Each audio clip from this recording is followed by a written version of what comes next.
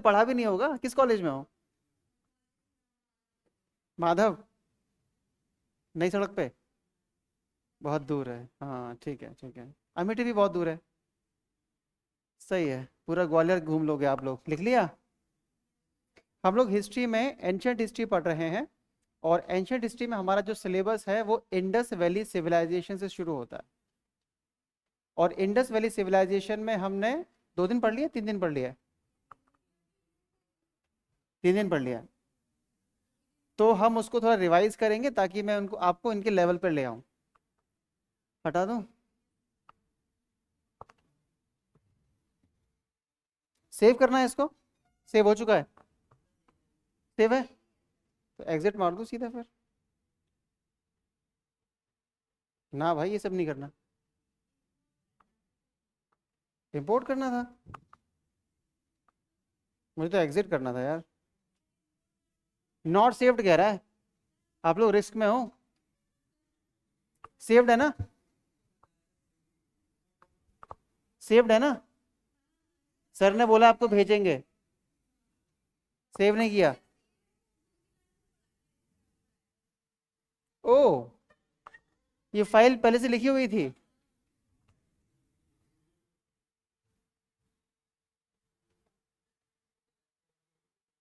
गलत family.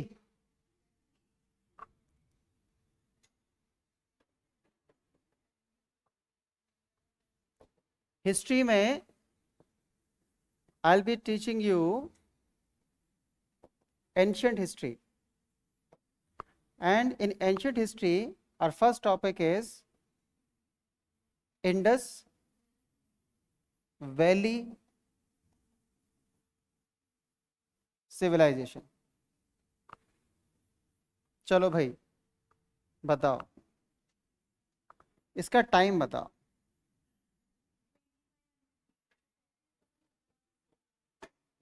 2500 BC से 1750 BC, कितने नंबर ऑफ ईयर्स हुए? ठीक है, बीसी मालूम है क्या होता है? आपको ही मालूम है? इसका बताओ आप टेक्नोलॉजिकल एज।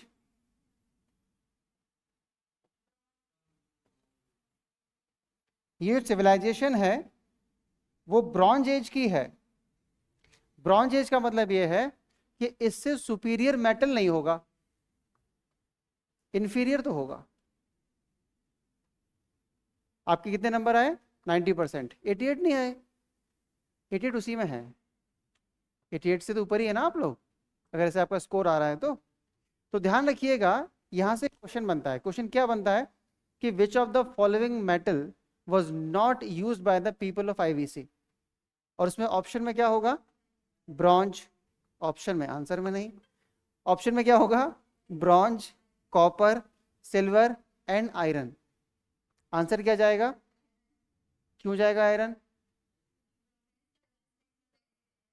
क्योंकि आयरन था नहीं ना।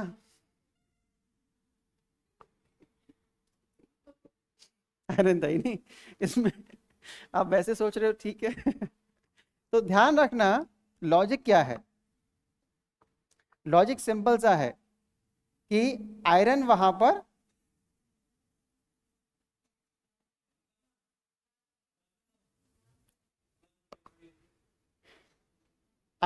पर यूज नहीं किया जाता था।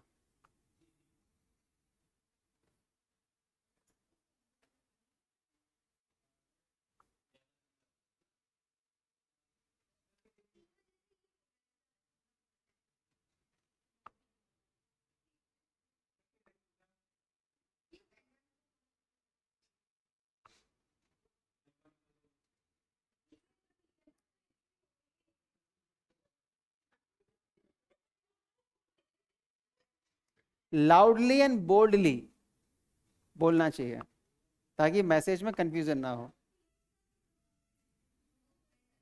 अच्छा, ठीक है। तो ध्यान रखना, यहां पर आयरन यूज नहीं किया जाता था, लोगों को आयरन के बारे में नहीं पता था। अगर आयरन होता, अगर यहां पर आयरन यूज किया होता तो इसको कहा जा रहा होता आयरन एज।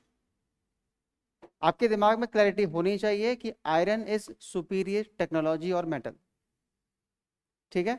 और जो सुपीरियर टेक्नोलॉजी होती है उसी के बेसिस पर हम उसको हम डेजिग्नेट करते हैं। आज के टाइम पर क्या है सुपीरियर टेक्नोलॉजी?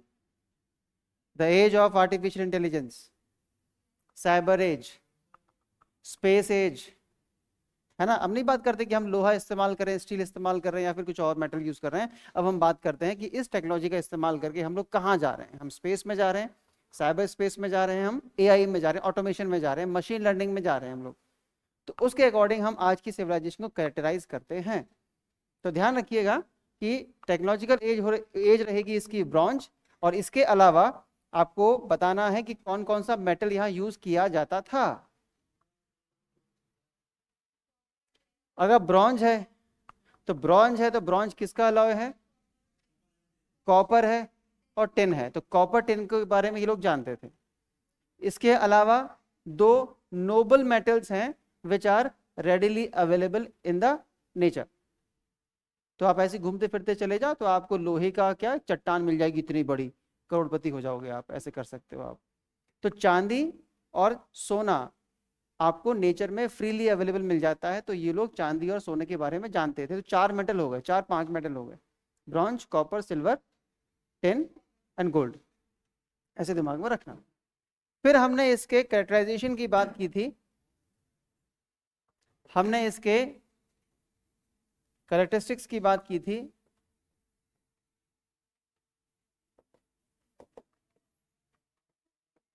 पहला जो इसमें पॉइंट था वो क्या था कि this civilisation was urban civilisation. इसका क्या मतलब है?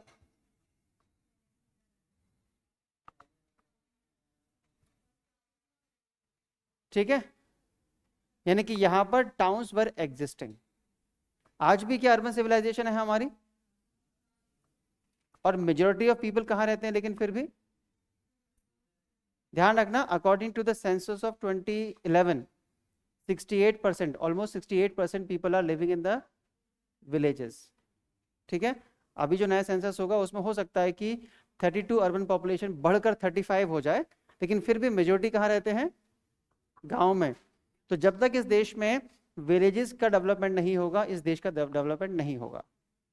ठीक है, तो वापस यहां आइएगा कि यहां पर first urbanisation of human history नजर आता है। फर्स्ट है ये।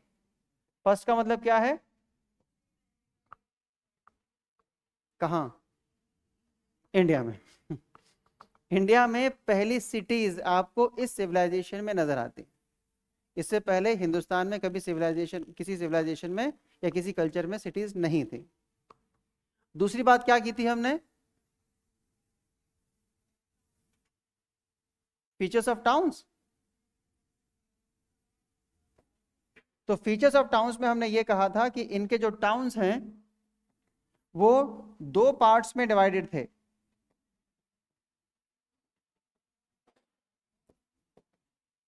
जो ईस्ट में होता था उसको बोलते थे लोअर टाउन, जहां पर कॉमन पीपल, मैंगो पीपल रहते थे। और जो वेस्ट में था वहां पर उसको बोलते थे सिटाडेल, यानी कि फोर्ट या फिर किला, और वहां पर रूलिंग क्लास रहती थी। कल ऐसे मैंने डिस्कस कर लिया था कि यहां पर रूलिंग क्लास में कौन नहीं था? किंग्स नहीं थे यहां पर। क्या बेसिस है ये बोलने का? लॉजिक क्या है? क्या खाया? रोटी खाई। रोटी खाने का लॉजिक क्या है? क्योंकि चावल नहीं खाए। जी क्या लॉजिक हुआ? भाई किंग्स थे, मतलब सॉरी किंग्स नहीं थे। क्या लॉजिक क्या है किंग्स नहीं होने का? क्योंकि मर्चेंट्स थे। वाओ। हाँ भाई, आप कल थे क्या? तो आपको याद नहीं होगा, पता नहीं होगा। किंग्स यहां पर नहीं थे, मोनार्की यहां पर नहीं थी। तो ये कहने का बेसिस क्या है? ऐसा हम क्यों कह पा रहे हैं? इसका लॉजिक क्या है? एविडेंसेस क्या है?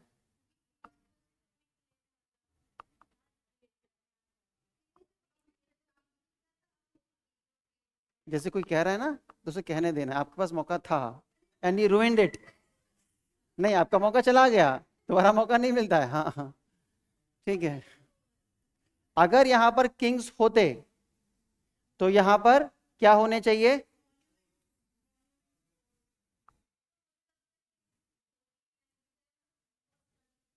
हाँ, एक आध स्टडी में लॉजिक दे दो, स्टडी से कोई मतलब नहीं है। जितने मुंह उतनी बातें, हिस्ट्री में जितने हिस्टोरियंस उतनी बातें, लेकिन अपन तो लॉजिक पे खेलेंगे। किंग्स होने का लॉजिक दे दो चलो। नहीं है? अच्छा, याद नहीं है आपने, बस ये याद है कि बहुत लोगों ने बहुत सारी बातें बोली हैं, कुछ मानते हैं कुछ नहीं मानते, ये मालूम है बस, ठीक है। किंग्स, हाँ अपन तो पढ़ चुके हैं। हाँ, किंग्स नहीं थे। ठीक है भाई। किंग्स का मतलब होता है सेंट्रलाइजेशन ऑफ पावर। किंग्स का मतलब होता है फियर साइकोसिस। जनता के ऊपर छोटे से या कुछ मुट्ठी भर लोग शासन कर रहे हैं, किसकी दम पर? फियर। फियर। राजा फियर की दम पर रूल करता है, और फियर को इंश्योर करने के लिए वो क्या बनाता है? ऑरा। वरना एक होमो सेपियंस से मैं क्यों डरूं? अबे तेरी भी दो पैर, तेरी भी एक नाक, तेरे में ऐसा क्या जो मुझ में नहीं है? फिर वो ऑरा बनाएगा, पैलेस बनाएगा, टूम बनाएगा, पिरामिड्स बनाएगा, फोर्ट्स बनाएगा। आपने देखा है? आप मतलब आप देखो, दिल्ली में जाओ तो राजपथ पे जाना, उसका आप तो नाम चेंज करके कर्तव्य पथ रख दिया शायद। तो राजपथ में जाना तो वहां इंडिया गेट है, और गेटवे ऑफ इंडिया है। इंडिया गेट है, वहां पर पार्लियामेंट हाउस है, वहां प्रेसिडेंशियल हाउस है। उन बिल्डिंग्स को देखकर आपको कैसा फील आता है? आपको अपने आप में छोटापन लगता है क्या? ऑब्वियसली लगता है। जब भी हम लार्जर देन लाइफ से बड़ी चीजों को देखते हैं तो हम उनसे ओ, AWA, इट इज नॉट ओ वाला ओ, इसमें हम लोग उनसे ओवर ऑड हो जाते हैं, हम उनसे डरते हैं, अपने आप को छोटा समझते हैं। और जब भी राज्य को जनता के ऊपर शासन करना होता है, सेंट्रलाइजेशन ज्यादा होता है, राजा वहां होता है, तो वहां पर इस टाइप के इंस्टीट्यूशंस बनाए जाते हैं। तो राजा होने की सबसे पहली जरूरत क्या है? कि वहां पर महल होने चाहिए, या फिर मॉन्यूमेंटल बिल्डिंग्स होनी चाहिए, जो कहां पर थी? इजिप्ट में। इंडस वैली सिविलाइजेशन के कंटेम्परेरी थे आपकी इजिप्शियन सिविलाइजेशन, फेरोहा। फेरोहा के बारे में कहा जाता है कि उसने पिरामिड्स बनाने के चक्कर में बहुत लोगों को मार दिया। वो बहुत 30 टन मतलब 3000 kg के पत्थर हैं, और कोई मशीनरी नहीं थी, लोग खींच के ले जाते थे और इस चक्कर में मारे जाते थे। तो उसने बहुत सारा खून बहाया है, किसके लिए? इंपीरियल ग्रेव्स के लिए, कब्र के लिए। अबे वैसे दफना दे यार पत्थर के नीचे, लोड क्यों ले रहा है? तो ध्यान रखना, अगर राजा होगा तो क्या होगा? मॉन्यूमेंट्स होंगे। राजा को शो ऑफ करने में बड़ा मजा आता है। तो वहां पर कौन नहीं है? मॉन्यूमेंट्स नहीं है तो कौन नहीं है? राजा नहीं है। दूसरी बात, मेसोपोटामिया में प्रीस्ट किंग होते थे। प्रीस्ट किंग मतलब पंडित राजा, पुजारी राजा। तो वहां पर हमको टेम्पल्स मिले हैं मॉन्यूमेंटल साइज के। भाई जिसका जो बेसिस होगा वो उसी को एनलार्ज करेगा। तो वहां पर हमको मॉन्यूमेंटल टेम्पल्स मिले हैं, जिसपे और ऊपर से हमें वहां की स्क्रिप्ट मिली है बेसिकली। जिस तरीके से हम लोग इंडस वैली सिविलाइजेशन की स्क्रिप्ट को नहीं पढ़ पाए, तो हमें नहीं पता कि वहां पर क्या था, तो वी जस्ट स्पेकुलेट, ये नहीं होना चाहिए इस बेसिस पर, ये होना चाहिए इस बेसिस पर, हम स्पेकुलेट करते रहते हैं, लॉजिक पे खेलते रहते हैं। लेकिन मेसोपोटामिया की स्क्रिप्ट मालूम है हमको, तो वहां पर हमको कंफर्म मालूम है कि वहां पर क्या था? प्रीस्ट किंग था। लेकिन इंडस वैली सिविलाइजेशन में प्रीस्ट किंग नहीं था, क्योंकि यहां पर क्या नहीं था? Monumental temples. टेम्पल्स नहीं थे तो फिर क्या था? हमने जब इनके शहरों को, इनकी सिटीज को देखा, तो हमने ये पाया कि सिटीज बहुत अच्छी हैं, और इतनी अच्छी सिटीज ना तो मेसोपोटामिया में है और ना ही आपके इजिप्शियन सिविलाइजेशन में है। तो सिटी बेस्ड रूलिंग क्लास यहां पर रूल करती होगी। तो सिटी बेस्ड रूलिंग क्लास कौन होती है? किसान, फार्मर्स, मर्चेंट्स। तो ये ध्यान रखना, शहर में रहने वाले जो बड़े बड़े ट्रेडर्स होते थे, they must be electing a council to rule over the civilisation. This is the widely accepted view. History में हमेशा कहा जाता है वाइडली एक्सेप्टेड व्यू क्या है, वरना बहुत सारे व्यू हैं, वही वाली बात आ जाती है, जितने मुंह उतनी बातें। लेकिन वाइडली एक्सेप्टेड बात क्या है? तो ध्यान रखेंगे इस बात का कि इनके शहरों को देखकर हम ये बोलते हैं या बोल पाते हैं कि यहां पर एक मर्केंटाइल क्लास काउंसिल को इलेक्ट करती थी and that was ruling this vast civilisation. ये आर्गुमेंट हमारा जाएगा इन शहरों को देखकर। खैर वापस आओ। तो ये जो शहर थे वो जनरली दो पार्ट्स में डिवाइडेड होते थे। ये जो शहर थे वो प्रोटेक्टिव वॉल से सराउंडेड होते थे। प्रोटेक्टिव वॉल से सराउंडेड होने का मतलब होता है कि these cities were fortified. Fortified नहीं समझ पा रहे? फोर्टिफाइड फर्स्ट पॉइंट क्या, दो पार्ट्स में। दूसरा पॉइंट क्या, फोर्टिफाइड, और फोर्टिफिकेशन यहां पर था। फोर्टिफिकेशन समझते नहीं? समझते? आप भी नहीं समझते? चेतकपुरी से अचलेश्वर जाओ। चेतकपुरी अचलेश्वर जाओ तो राइट हैंड साइड में you will find the around 20 feet high wall. वही है फोर्टिफिकेशन। ऐसी ऊंची ऊंची दीवार जो किसी सेटलमेंट एरिया को बाकी एरिया से अलग करे, उसको हम बोलते हैं फोर्टिफिकेशन, और उसको हम बोलते हैं प्रोटेक्टिव वॉल। ये बनाते थे। क्यों बनाते थे? क्योंकि इन शहरों के आसपास ऐसे एलियन कल्चर के लोग रहते होंगे जिनसे इनको खतरा होगा। ये वही लोग हैं जो बाहुबली में थे। बाहुबली में थे। अब वो लैंग्वेज में बोल नहीं पा रहा हूं, कल से प्रैक्टिस करके आऊंगा मैं। वो था ना वो काला काला सा वो कन्वर्सेशन था ना वो बीच में, है ना? तो वो लोग थे जो शहरों पे अटैक करते थे और शहरों में जो कुछ भी स्टोर होता था उसको लूट लिया करते थे। इसने एसी बंद किया है, पंखा ही बंद कर दिया है। एसी ऑन कर दो ताकि फ्रेश एयर आएगी। हाँ मतलब सफोकेशन सा लग रहा है। ठीक है, दो पॉइंट क्लियर हुए। तीसरे पॉइंट में हमने क्या कहा था कि यहां पर टाउन प्लानिंग था। टाउन प्लानिंग का मतलब यह था कि इन्होंने ग्रिड पैटर्न के बेसिस पर, ग्रिड पैटर्न के बेसिस पर अपने टाउन्स को प्लान किया हुआ था, है ना? बड़ी बड़ी रोड्स होती थी, बड़ी बड़ी और स्ट्रेट रोड्स होती थी, वो एक दूसरे को राइट एंगल पे काटती थी। इस तरीके से वो क्या करते थे, शहर को ब्लॉक्स में या सब ब्लॉक्स में डिवाइड कर लिया करते थे। तो इसको बोलते हैं क्या है हम, टाउन प्लानिंग। सिंपल है। इतनी अच्छी टाउन प्लानिंग को आपको देख के समझ में आना चाहिए कि these people were emphasizing on better amenities in the cities. शहर अच्छे कौन बनाएगा? मर्चेंट। तो अपन क्या करें, मुकेश अंबानी को पीएम चुने। वैसे भी तो वही चला रहा है सरकार, बेहतर है उसको डायरेक्टली चुन लो। उसको कौन रिश्वत दे पाएगा? जैसे आप कहो मुकेश अंबानी 1 करोड़ रुपए या 10 करोड़ रुपए मैं दे रहा हूं, मेरा टेंडर पास कर दोगे? मेरे से ले जा, परेशान मत हुआ कर, है ना? सिंपल सी बात है। तो टाउन प्लानिंग ग्रिड पैटर्न पर बेस्ड थी, ये हमने कल देख लिया था। फोर्थ क्या था? फोर्थ कुछ नहीं था, स्क्रिप्ट की बात की थी। क्या स्क्रिप्ट ने हमने दो बातें की थी कि यहां पर जो स्क्रिप्ट थी वो पिक्टोग्राफिक थी। पिक्टोग्राफिक का मतलब क्या होता है? ये वैसा ही होता है जैसे कि आप व्हाट्सएप में इमोजी भेजते हो। एक तो आप मैसेज करते हो जल्दी से या वरना मारूंगा, तो उसके लिए आप कम से कम 20-25 लेटर्स यूज करते हो। इमोजी में क्या होता है, दो सिंबल भेजते हो जिसका मतलब होता है आजा वरना मारूंगा, या एक सिंबल। तो पिक्टोग्राफिक का मतलब यह होता है कि एक सिंबल होगा, उसका एक कंप्लीट मतलब होगा। ठीक है, दिस इज पिक्टोग्राफिक। तो इनकी जो स्क्रिप्ट थी वो पिक्टोग्राफिक थी, ये हम एक्सेप्ट कर चुके हैं। दूसरा, कुछ हिस्टोरियंस ये आर्ग्यू करते हैं कि इनकी जो स्क्रिप्ट थी वो कैसी थी, बॉस्ट्रोफीडन। इसका मतलब होता है कि जब भी आप स्क्रिप्ट को लिखेंगे तो हर दूसरी लाइन में direction of writing would change. आप लिखेंगे left to right, right to left, left to right, right to left, left to right. अभी कैसे लिखते हैं, लेफ्ट टू राइट, है ना? अब ये मत पूछना किसका लेफ्ट। तीसरा पेज का तो राइट है,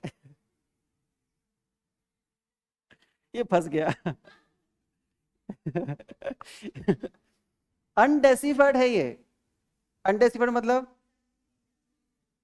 अभी तक हम इसको पढ़ या समझ नहीं पाए हैं। तो ये इनका फीचर नहीं है, ये हमारा लिमिटेशन है ना। दिस स्क्रिप्ट हैज बिन अनडेसिफाइड, ये दिमाग में रखें। इसीलिए हमें क्या दिक्कत आती है कि हम इनकी फिलॉसफी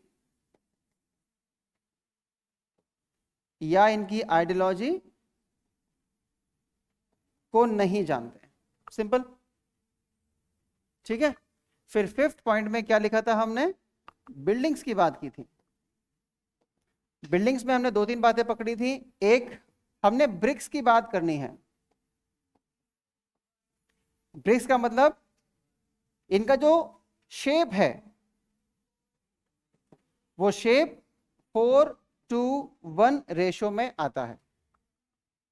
ठीक है भाई, लंबाई, चौड़ाई, ऊंचाई, लेंथ, विड्थ, हाइट। ठीक है, तो ध्यान रखना कि ये ईंट जो है वो 10 सेंटीमीटर लेंथ में, 5 सेंटीमीटर विड्थ में और 2.5 सेंटीमीटर हाइट में हो सकती है, या फिर वो 20 सेंटीमीटर, 10 सेंटीमीटर और 5 सेंटीमीटर भी हो सकती है। हम साइज की नहीं, शेप की बात कर रहे हैं। दूसरी बात कि ये जो ब्रिक्स होती थी ये बर्न्ट होती थी, सॉरी ऐसे लिखना, बर्न्ट भी होती थी, यानी कि अनबर्न्ट भी होती थी। जैसे आज की डेट में you will find the most excellent or most expensive stone in your building, you can find according to the capability of your purse. Ambani के यहाँ पर क्या लगता है मार्बल कितना महंगा होगा, उतने में तो अपना घर ही बन जाएगा। पूरा घर बना लेंगे जितने पत्थर लगा रहा है वो आदमी। एंटीलिया की कॉस्ट पता कर लेना। इसका मतलब ये तो नहीं है कि आज भी हम मिट्टी के मकान नहीं बना रहे। आप गांव में चले जाओ, जो गरीब लोग हैं खपरेल में, झोपड़ी में, कच्ची मिट्टी के दीवारों के आसपास रहते हैं। वो कहने का मतलब हम फोकस कर रहे हैं कि यहाँ पर इनकी जो बेस्ट टेक्नोलॉजी ऑफ बिल्डिंग है वो क्या है, बर्न्ट ब्रिक्स। बर्न्ट ब्रिक्स मतलब ट्रांसलेशन थोड़ा ना, वो तो मेरा गूगल कर देगा, गूगल ट्रांसलेट में पक्की ईंट है। ईंट जली हुई काली होती हैं।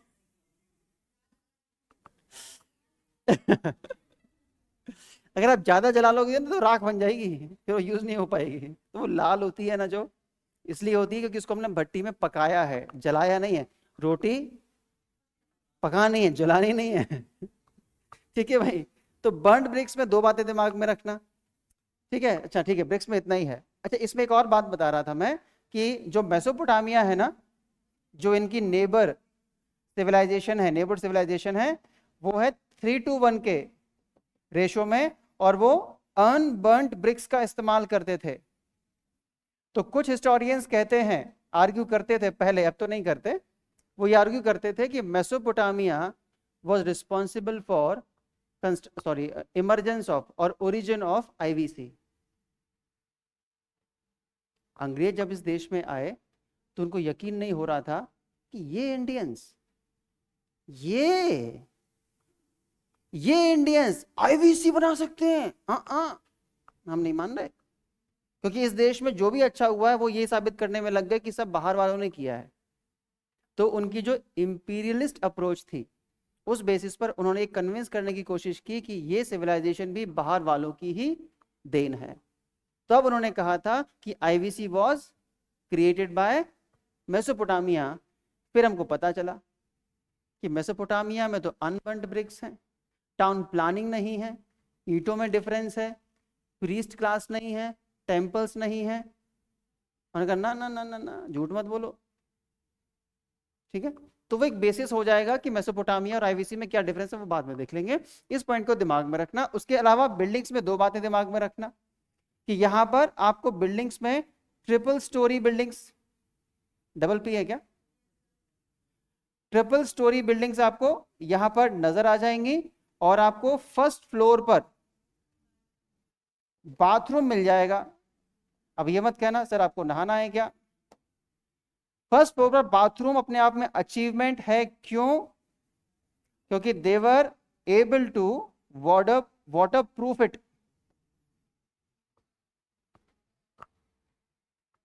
अचीवमेंट है वाटर प्रूफिंग। आज आपके मकानों में वो क्या कहते हैं सॉल्ट लग जाता है, और वो लोग तो इतनी शानदार काम कर रहे थे, बिटुमिन का इस्तेमाल करते थे वाटर प्रूफिंग में। ठीक है, फिर इसके बाद क्या बात करनी है, हम रिलीजन की बात कर रहे थे। ध्यान रखना, अगर आपको आईएएस बनना है तो आईएएस बनने के लिए पढ़ना नहीं है, पढ़ने की आदत डेवलप करनी है। पढ़ने और आदत में क्या डिफरेंस होता है?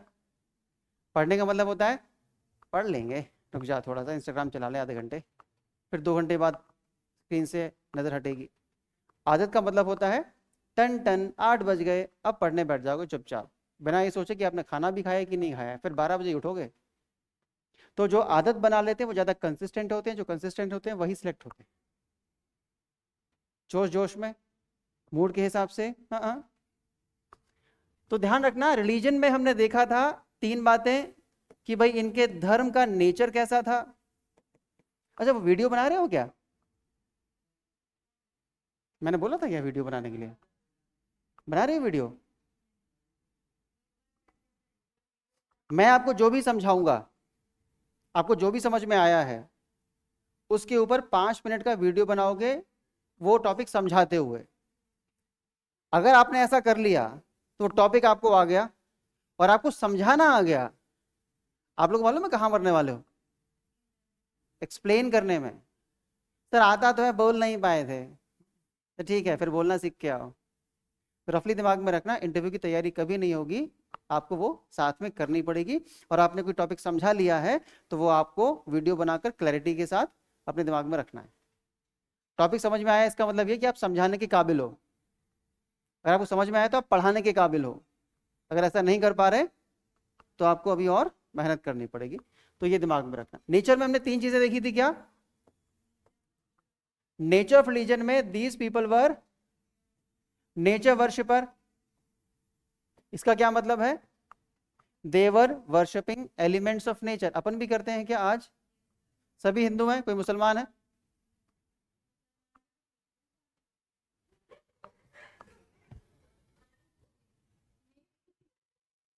ऐसा वैसे बाहर जाके नहीं बोलना। पूछते नहीं है वो, पूछ सकते नहीं है बेचारे वो, सिवाय अल्लाह के। अल्लाह के अलावा किसी और की पूजा की तो वो सर तन से जुदा कर देते हैं। ठीक है, कुछ सिग्निफिकेंस होगा ताकि वो टाइम वाइम को देख सके, बाकी पूछते नहीं है वो उसको। तो नेचर वर्शिप का मतलब होता है कि जो नेचुरल फोर्सेस होती हैं, एलिमेंट्स होते हैं, उनकी पूजा की जाती है। जैसे कि सन, आप सूर्य को जल चढ़ाते हैं, चंदा मामा, चंद्रमा की पूजा भी करते हैं क्या? मम्मी करती हैं, महिलाएं करती हैं। करवा चौथ, मेरी शादी होगी तो मुझे मालूम ही है। ठीक है, तो चांद की पूजा करते हैं। पानी की करते हैं क्या? कहाँ देखा?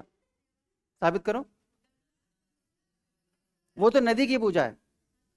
पानी की साबित करो, पानी की साबित करो। जल चढ़ाते हैं, और कभी कभी उसमें कार्तिक में सुबह पर्व लेते हैं। मम्मी को देखा सुबह 4 बजे उठ के नहा लिया उस दिन तो, और महीने भर नहाती है सुबह 4 बजे उठ के। कार्तिक नहाना कहते हैं जिसको, तो वो जल की पूजा है। ऐसे ही पेड़ों की पूजा करते हैं कि आज की डेट में हम लोग ट्री की पूजा करते हैं। कैसे? तुलसी की रोज करते हैं। और अपन ने वो बरगदा खाए हैं,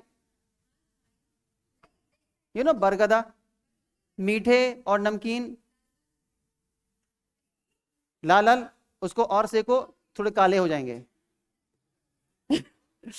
तो ध्यान रखना, very much like Hindus these people were also worshipping nature. दूसरा पॉइंट क्या था?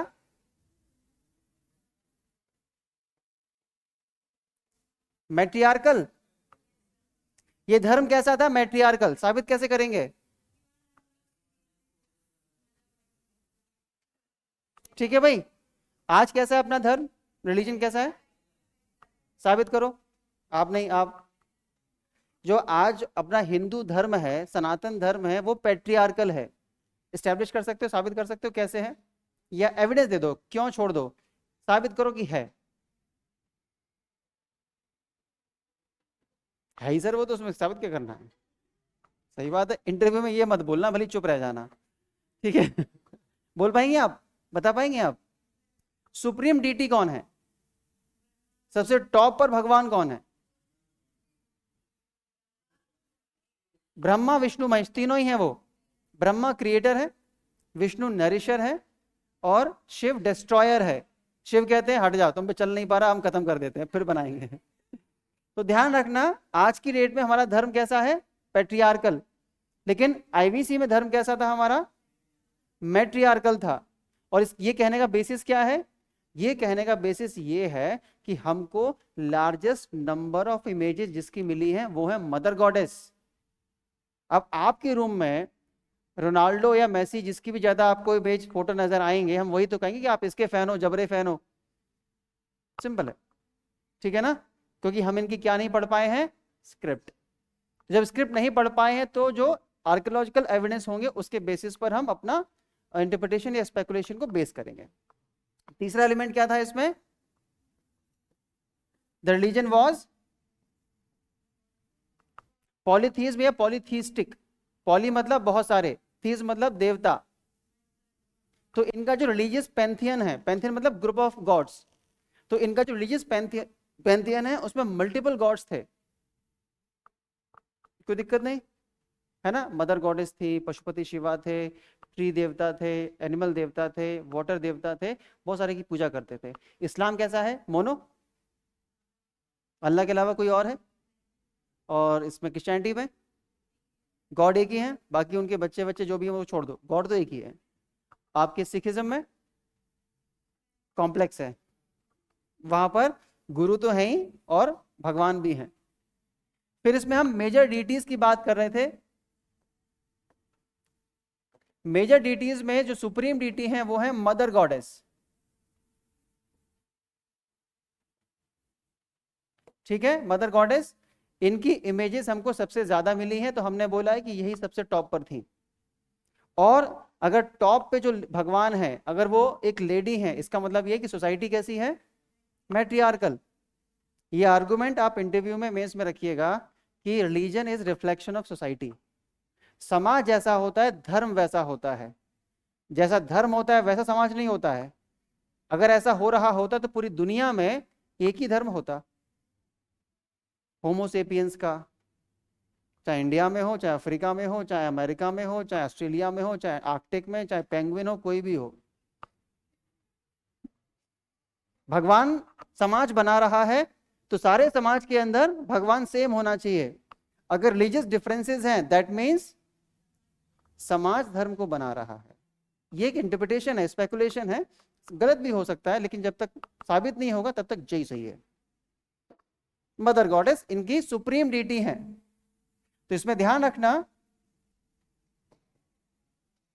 ये सुप्रीम डीटी है, और इनके सुप्रीम होने का बेसिस क्या है? Largest number of images. और थर्ड पॉइंट, इसका मतलब यह है कि इनका जो सोसाइटी है वो मैट्रियार्कल है, और सोसाइटी के मैट्रियार्कल होने का मतलब यह है कि head of the family is a female. जो सीनियर मोस्ट दादी नानी होंगी, that person would be head of the family. फिर इसमें प्रोटोशिवा, फिर इसमें प्रोटोशिवा की बात आती है कि सेकंड नंबर पे जो डीटी थी वो कौन थी? प्रोटोशिवा। प्रोटो का मतलब क्या है? सिंपल शिवा कह दो। हिस्ट्री ये मानता है, हिस्ट्री ये मानता है कि गॉड्स का इवोल्यूशन हुआ है, वो हमेशा से ऐसे नहीं थे। 2000 साल पहले जैसे देवता जिस रूप में पूजे जाते थे, आज नहीं पूजे जाते, आज उनका फॉर्म अलग है। ये हिस्ट्री इस बात को एक्सेप्ट करती है, मानती है। फिर इसमें हम बहस में नहीं पढ़ेंगे कि धर्म क्या कहता है, हिस्ट्री ये मानती है। We are students of history. आप पानी बने, क्या बने? पानी। कप में जाए तो कप का शेप, जग में जाए तो जग का शेप, टेस्ट ट्यूब में जाए तो टेस्ट ट्यूब का शेप। तो you have to be student. History पढ़े तो हिस्ट्री के स्टूडेंट। इसलिए किसी भी टॉपिक को या सब्जेक्ट को पढ़ते समय अपने प्रेजुडिसेस के साथ में नहीं जाना है हमें, तभी आप उस सब्जेक्ट के साथ में जस्टिस कर पाएंगे। नहीं तो प्रॉब्लम होने वाली है। कभी महाराणा प्रताप हारेंगे नहीं अकबर से, हल्दी घाटी में अकबर हारा था। एग्जाम में फेल कर देगा हट। ठीक है, तो रफली दिमाग में रखना, प्रोटो शिवा का मतलब ये है कि ये आपके शिव जी का फॉर्मेटिव फॉर्म है या फॉर्मेटिव शेप है।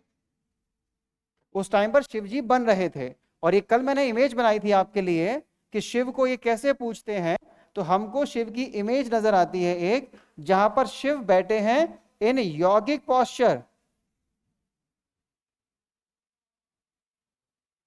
ठीक है, शिव जो है एक सील के ऊपर, सील मतलब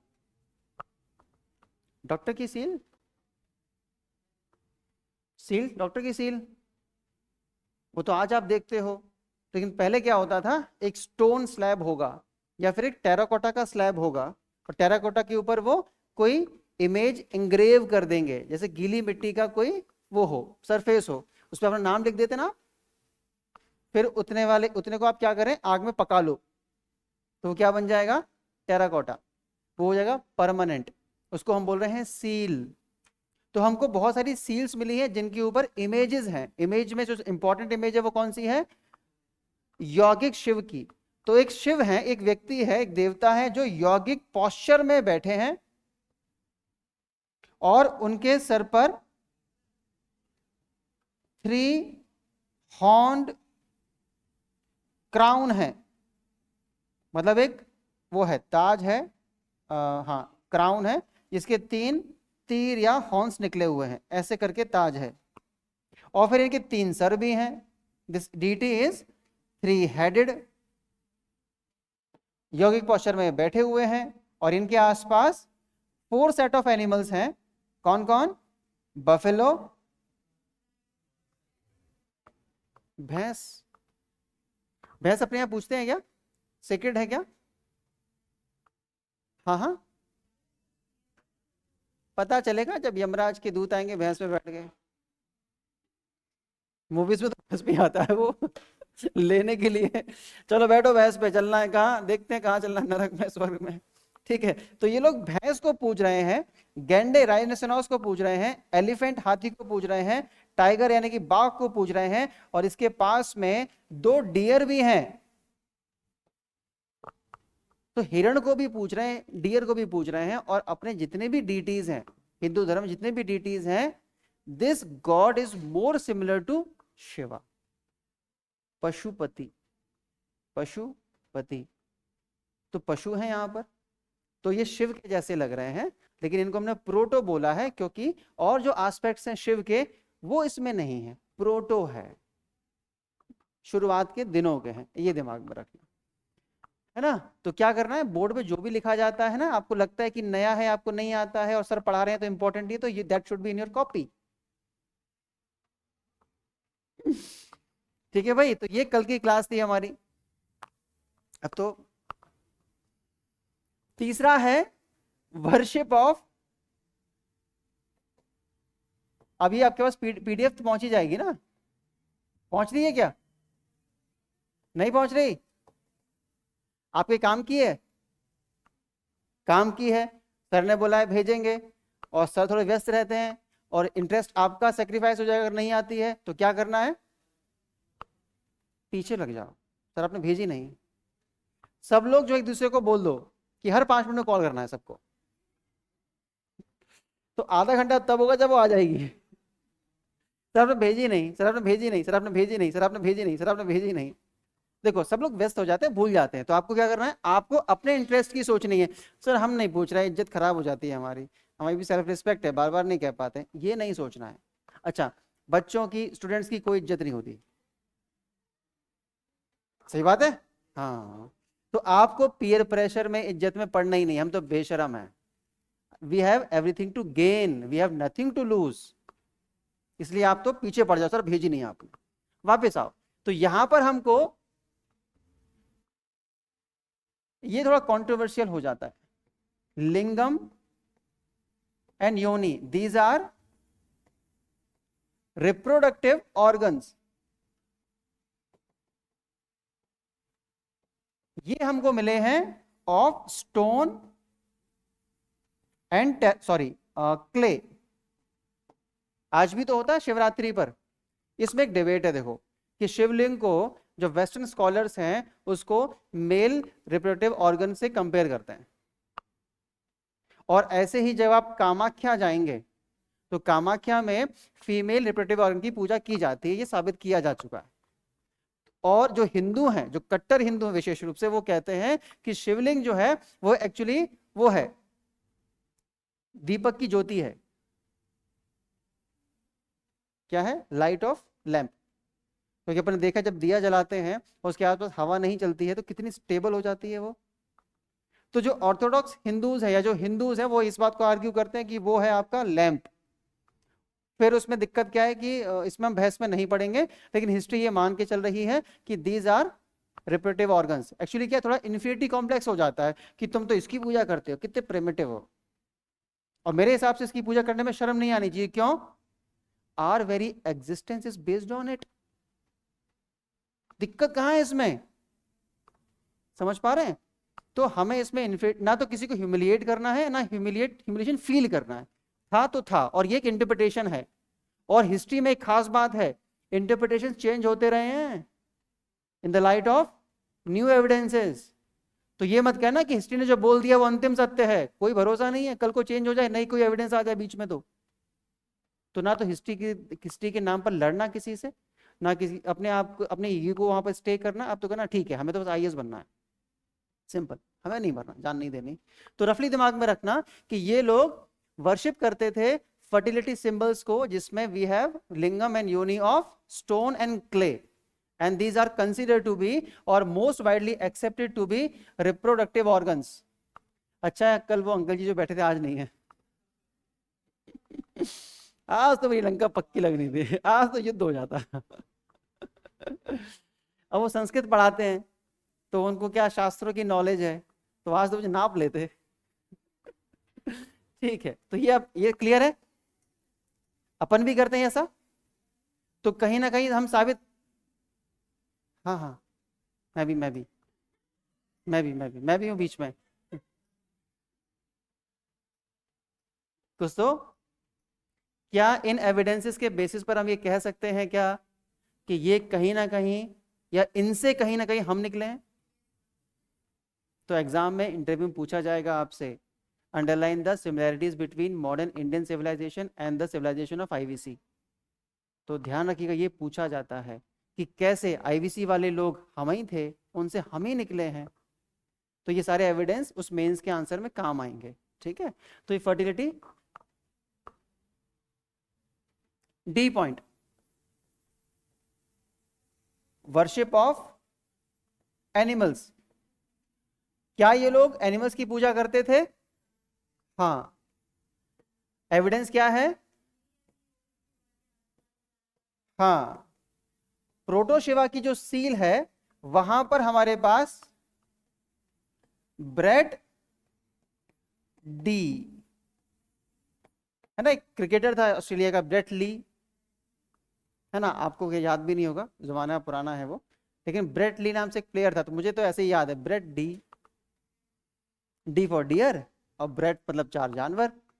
ठीक है, यानी कि अगर किसी इमेज में किसी भगवान के साथ में they are creating an image of some animals, that means these animals are sacred, पवित्र हैं वो, उनकी पूजा की जाती है।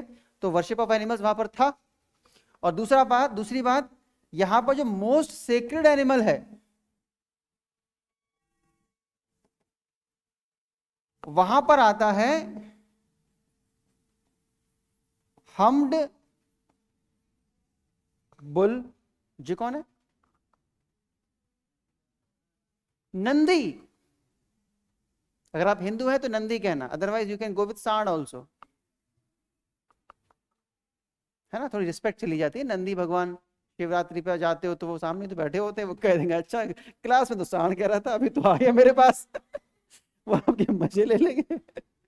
तो हम्ड बुल जो है वो इनके मोस्ट सेक्रेड एनिमल है। अब आप देख लो, काऊ नहीं है, काऊ का एविडेंस नहीं मिल रहा, लेकिन फिर भी यहां किसी से लड़ना नहीं, क्योंकि क्या पता कल जाके स्क्रिप्ट डेसिफर हो जाए और उसमें गाय को माता क्या रखा हो, फंस जाओगे आप।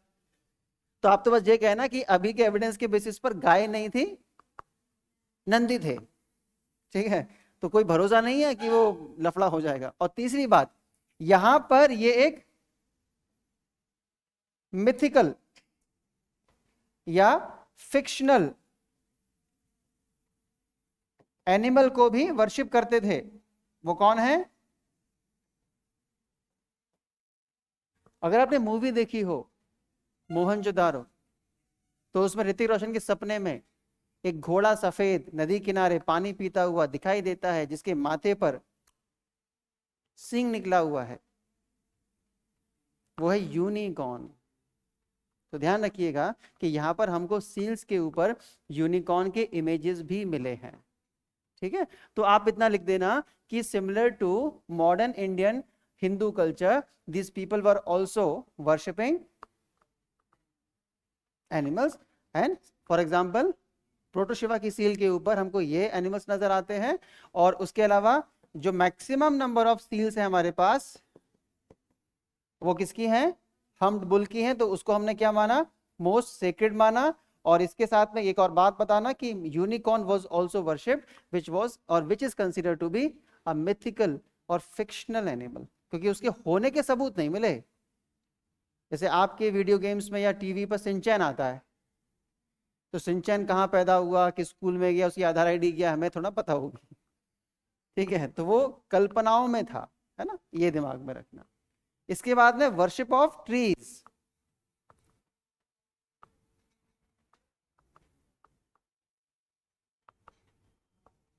वर्शिप ऑफ ट्रीज, ये कौन सा पॉइंट था? डी।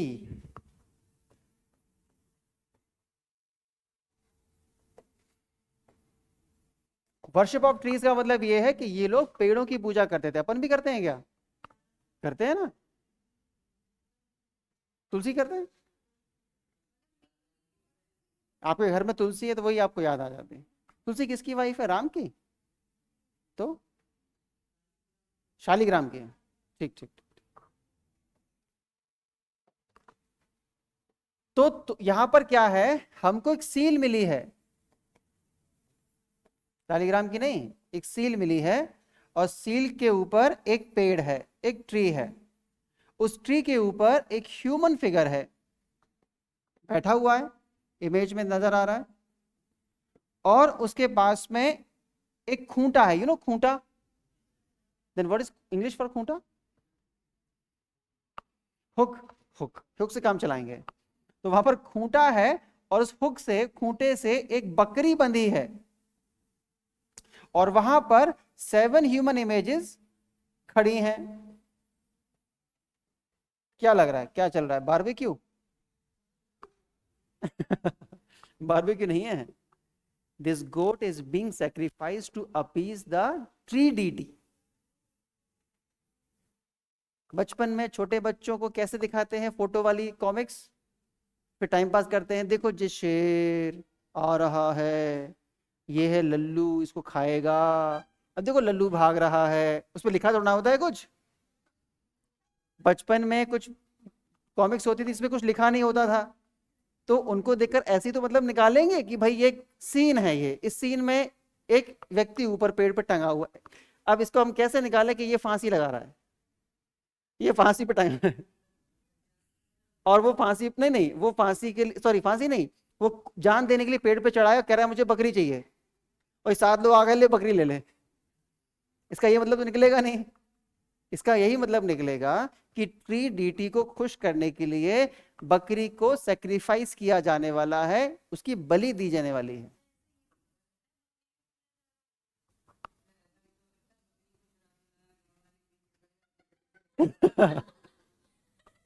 हो सकता है, हो सकता। आप इस पे ना बिल्कुल थीसिस लिखो, और मैं हिस्टोरियंस को भेजूंगा, मेरे प्रोफेसर हैं उनको भेजूंगा मैं, कि सर ये बहुत नया आइडिया आया है, और बहुत ही कन्विंसिंग लग रहा है, आप इस पे राय दें।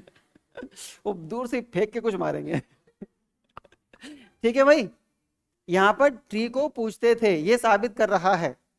इससे यह भी साबित हो रहा है कि यहां पर वर्शिप के मेथड के फॉर्म में sacrifice was also being practised, जानवरों की बलि दी जाती थी। यह भी हम स्टैब्लिश करेंगे आगे चल के। दूसरी बात, हमको कुछ इमेजेस मिली हैं किसकी? एनिमल्स की। और एनिमल्स, और उन एनिमल्स के हॉर्न्स के ऊपर लीव्स बंधी हुई हैं, ऐसा कुछ इमेज बनाया गया है। ठीक है ना? सींग होते हैं जानवरों के, उनसे आप पत्तियां बांध सकते हो ना? नहीं बांध सकते? इमेजिन कर लो, बांधने कौन भेज रहा है आपको? तो यहां पर लीव्स बांधी गई हैं, और ये हमने लीव्स को जब नोटिस किया, स्टडी किया, तो हमने ये पाया कि दीज लीव्स आर ऑफ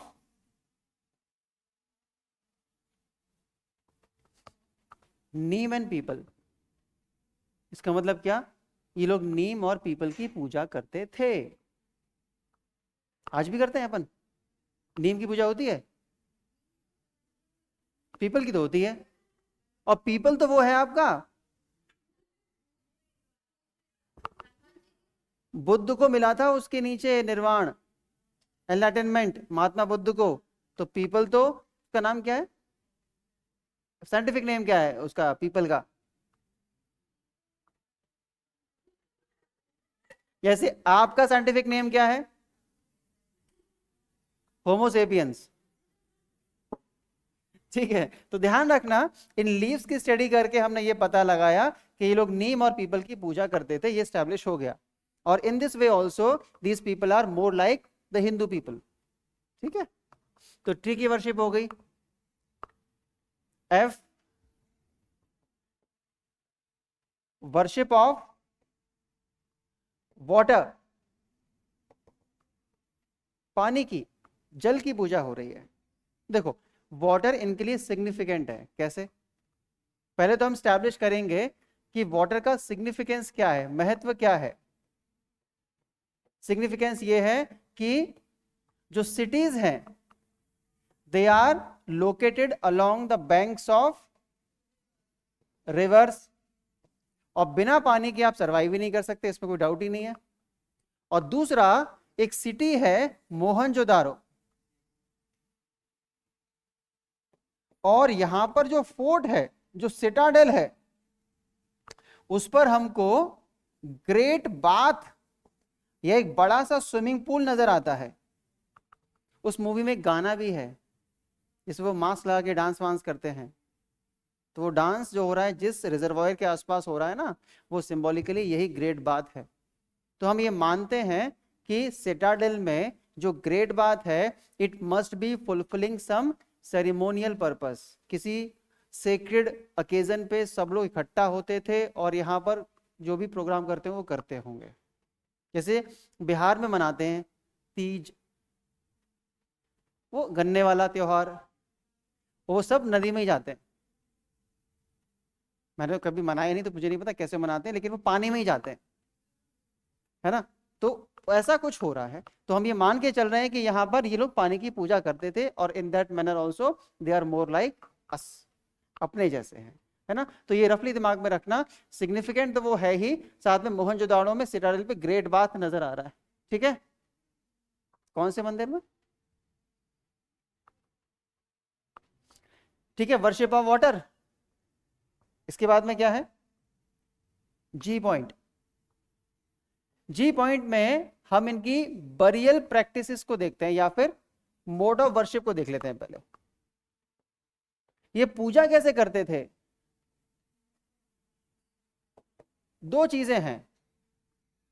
देखो, जानवर को पका के खाते हैं ना, जिसको बारबेक्यू कहते हैं, है ना? आपने गड्ढा खोदा, उसमें लकड़ियां लगाई, उनको जलाया, फिर उसके ऊपर जानवर को एक रस्सी से, या सॉरी लकड़ी से बांध दिया, या जैसे भी उसको अरेंज कर दिया, और उसको घुमाएंगे और वो बढ़िया सा फ्राई होगा, खा लेंगे। निर्दयी,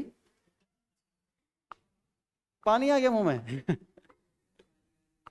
ठीक है, तो एक तरीका होता है कि हम किसी गड्ढे में राख, यानी कि ऐश हमको मिलेगी, राख मतलब ऐश हमको मिलेगी, और उसमें हमें जानवरों की हड्डियां भी मिलेंगी, क्योंकि उसके ऊपर उसको पकाया होगा। हो सकता है हड्डियां वहीं छोड़ दी हो। लेकिन हमको जो हड्डियां मिली हैं फायर पिट में या ऐश पिट में, हमने ये देखा है कि सभी हड्डियों में एक पर्टिकुलर प्लेस पर ही कट का निशान है। जैसे मुझे कोई जानवर खाना हो, तो मेरा फोकस होगा चाहे जैसे हो मारो और खाओ। चाकू पेट में मारो, पीठ में मारो, सर में मारो, पैर में मारो, मारो और खाओ। लेकिन अगर जितनी भी हड्डियां मिली हैं उन सभी पर एक ही पर्टिकुलर जगह पर कट मार्क है। That means that killing was undertaken under some ritual, बलि दी गई है, तभी देवता खुश होते हैं, पेट वाले नहीं, ऊपर वाले। तो रफली दिमाग में रखना कि हमको क्या मिला है, हमको फायर पिट या ऐश पिट मिले हैं, जहां पर हमको बोन्स ऑफ एनिमल्स नजर आते हैं, और यहां पर रिचुअल कट मार्क्स के एविडेंस मिलते हैं, जो ये कहता है कि एनिमल सैक्रिफाइस वाज अंडरटेकन, और अलोंग विद यजना, और यज्ञ जिसको हम लोग कहते हैं, या फिर फायर सैक्रिफाइस भी आप कह सकते हो, ये एविडेंस हमको मिलते हैं। ऊपर से वो बकरी वाला फोटो, पेड़ वाला फोटो, बकरी जो बांधी थी, वो क्यों बांधी थी, बलि देने के लिए, तो वो भी एक एविडेंस है कि यहां पर एनिमल सैक्रिफाइस होता था। ध्यान रखना, वहां जो वो सील पर इमेज मिली है हमको, वो भी एनिमल सैक्रिफाइस, गोट और ट्री स्पिरिट, है ना, ऐसे दिमाग में रखना। ठीक है, बाकी क्या मेथड था हमें नहीं पता, क्योंकि हमें उनकी स्क्रिप्ट नहीं पता। ठीक है, इजी। फिर नेक्स्ट पॉइंट है उनका, सुपरस्टिशन की भी बात कर लेते हैं। नहीं, एक चीज अपन ने मिस कर दी, इनके सेक्रेट सिंबल्स की बात नहीं की। हमको कुछ सिंबल्स डीटीज के साथ एसोसिएटेड नजर आते हैं, यानी कि जिन सील्स पर देवताओं की इमेजेस हैं, डीटीज की इमेजेस हैं, वहां पर कुछ सिंबल हैं, कुछ चिन्ह हैं। जैसे आपकी शादी होगी तो आपके घर पर स्वास्तिक बनाया जाएगा, सबकी होगी, सबका बनाया जाएगा, डोंट वरी। हो चुकी, डन डन, आई नो, मेरी हो चुकी, मुझे मालूम है, बना जा चुका। मैंने बोला हो चुकी है।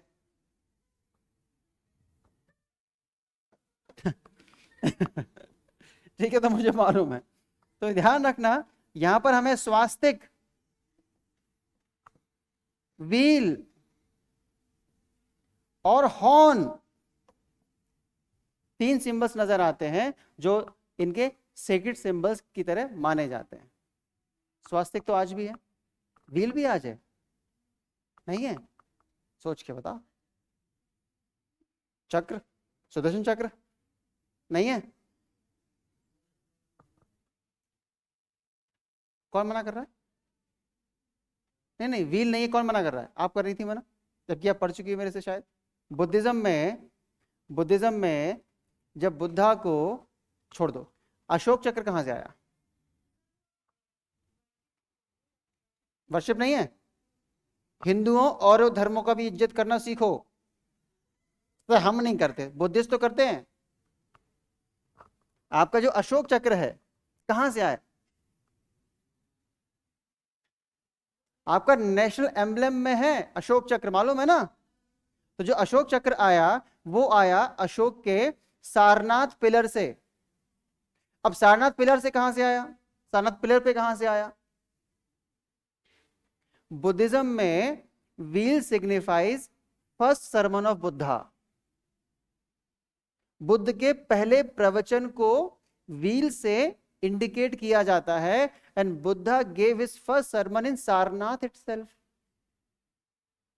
तो बुद्धिज्म में, यानी कि हिंदू कल्चर है, बुद्धिज्म भी हिंदू ही है, ध्यान रखना। तो ध्यान रखना, व्हील सेक्रेड है। हॉर्न का थोड़ा सा कॉम्प्लिकेटेड है कि आप किसी जानवर के हॉर्न को कैसे सेक्रेड मान रहे हो, आज ये कहना मुश्किल है, लेकिन फिर भी दो मिल रहे हैं, काफी नहीं है क्या? यानी कि ये कुछ कुछ हम जैसे थे, हो सकता है कि इसका भी कुछ मिल जाए जब उनकी स्क्रिप्ट हमको पता चले, है ना? तो ये रफली दिमाग में रखना, सेक्रेड सिंबल्स। फिर नेक्स्ट है, टाइम है ना,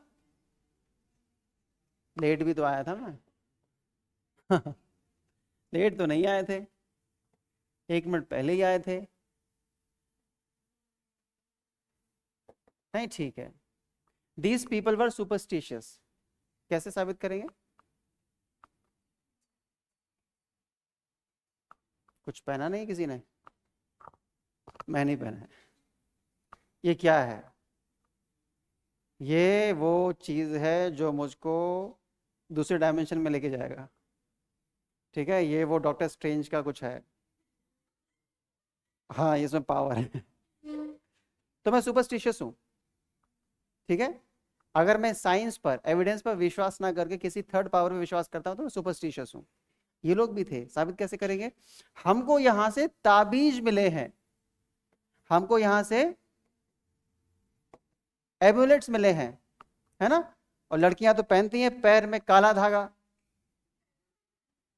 हमारे घर में सब पहनती हैं, हमारी दीदी, हमारी बुआ, हमारी मौसी सब पैर में काला धागा पहनती हैं। हम उनको क्यों पहनते हो? ऐसे हाथ में पहनते हैं क्या? ऐसे चेंज हो गया आजकल, वो पुराने जमाने की है। है ना? सुपरस्टिशियस ये लोग थे, ये आप बता देना। आई जे,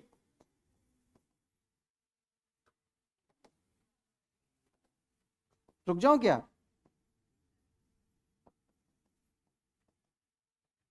वैसे मेरे पास जो सर आएंगे वो तो वैसे भी 7 के बाद कितना ही पढ़ा सकते हैं ना? नहीं पढ़ाते? एग्जिट 7? तो कहीं अपॉइंटमेंट होता होगा उनका, क्या पता कौन इंतजार कर रहा है उनका। हाँ हाँ, उनकी शादी हो चुकी है भाई, आदमी टाइम से घर नहीं पहुंचेगा।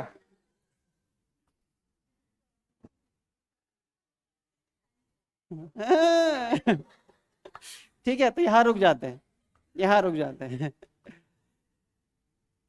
ठीक, बात, हाँ, वो डांटते हैं फिर मेरे को। कुलदीप से डांट रहे थे मेरे को, लेट, जल्दी लेट छोड़ते हो आप हिंदी मीडियम से।